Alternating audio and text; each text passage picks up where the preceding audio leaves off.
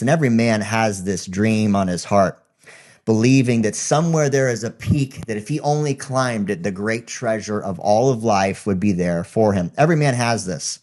And the whisper of God says, jump off the ledge, over the edge into the wild unknown, towards this vocation that you want, this hope, this dream, this way of living. But so many men get stuck. They get stuck right on the edge, and they live most of their life walking out towards that thing they want, but never fully jumping off. We know these guys. We know these guys. They're the Al Bundy. These are the guys that are living in yesterday. These are the guys that are choosing not to step forward in faith. Faith is the first step. It is the first step to move closer towards the life that you want to live, that you know you're designed to live. If you're anything like me, your practice of faith, your understanding of faith may be ethereal. It may not be something concrete, practical, and tactical. So I'm going to give you some principles and practices to break down the practice of faith so it's something that you can do so that you can eventually be. You see, faith comes down to four specific daily practices. Practice number one is to pray. Every religious practice has a practice of prayer. And prayer, if you've never prayed to the unseen, can be a little bit intimidating. And so I'm going to break that down even more for you. You see, prayer is an acronym, and it all comes down to priming, receiving, asking, and putting yourself in a state of yes. And we're going to go with that in a little bit more detail. But pray is the first step. Then you must read. Read is the foundation to developing a better mindset, reading great scripture so you can learn a different way of thinking, so that you can learn a different way of doing and being. Once you pray, once you read, you must fast. Fasting from your distractions is the gateway to freedom. All those vices that keep you stuck on the ledge, never truly jumping off, going back to the past, the familiar, the drinking, the drugs, the masturbation, the porn, and all the vices under the surface, the anger, the procrastination, the irritation, all of those vices need to be fasted from for periodic periods of time. Fasting allows you distance from the distractions so you can see clearly this point in the future that will draw you forward. And the very last piece of the four practices of faith is to teach. You see, if the lessons die with you, then the lessons die with you.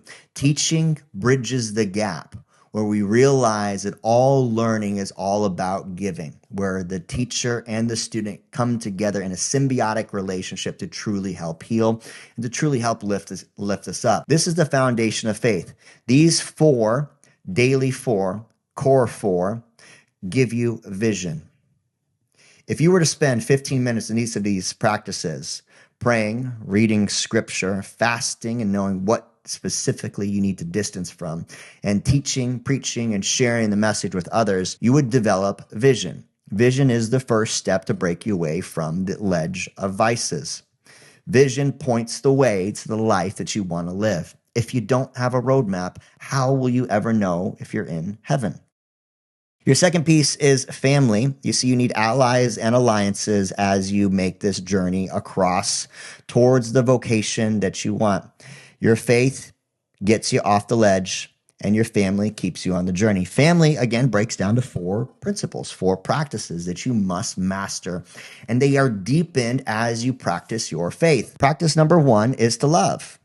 You see, if you pray and you learn to petition and ask from the heavens above and create a relationship, not a religion, with a higher power, you will learn how to love differently. Learning how to read scripture opens up the doorway to learning how to learn differently. We as men get stuck in our old ways. And if you truly want to lead your family, to lead and impact them, to impact future generations, to lead your wife, to lead your kids, you have to learn how to think differently. And biblical principles are the foundation to a greater way of learning. If you're learning how to love and you're learning how to learn, you eventually learn how to lead. You have the right to lead. And the beautiful thing is, as you practice faith and fast from your distractions, you learn to lead your body. You love, you learn, and you lead creates the opportunity to leave a legacy. As men, we all will leave a legacy behind. Some of us will leave an accidental legacy, the type of legacy that we will spend all of our time trying to distract from through the drinking and the drugs. Most of us grew up in a household where we are trying to unbecome from the legacy that our parents gave us accidentally. Without intention and intention to specific core values, your family will be led down a wrong legacy. You will leave a negative impact on future generations because you chose not to love, not to learn, not to lead, and not to leave an intentional legacy.